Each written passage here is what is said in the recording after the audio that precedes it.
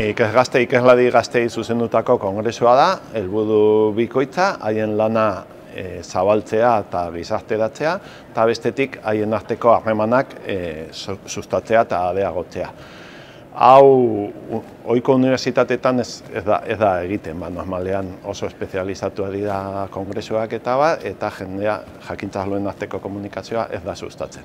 UEUk historikoki hau oso ondo egin du, garai batean Larra honan biltzen ginen jakintza arlo guztietakoak, eta bai zientzia eta bai parranda eta dena komunikatzeko erabiltzen genuen.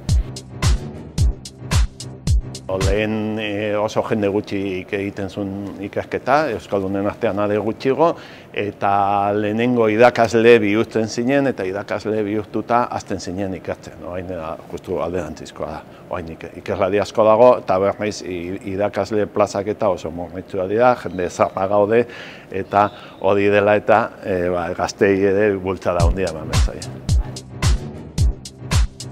Nik ikusten ditut oso ondo prestatuta, inoiz baino hobeto, gehienek euskeraz ikasi dute eta euskera oso ondo dakite eta oso ondo idazten eta irakurtzen oso ondo moldatzen dira, baina gero gutxi praktikatzen dute, nolabait ikeslariaren ibilbidea inglesera eramaten zaitulako. Orduan, divulgazio aldetik eta bultzatu egin behar da euskeraz ere gauzak egitea.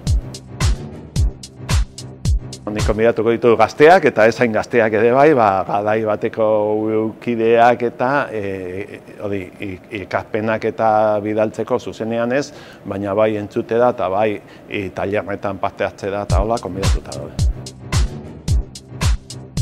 Durangon elkar egongo gea, maiatzaren 13, 14 eta 15.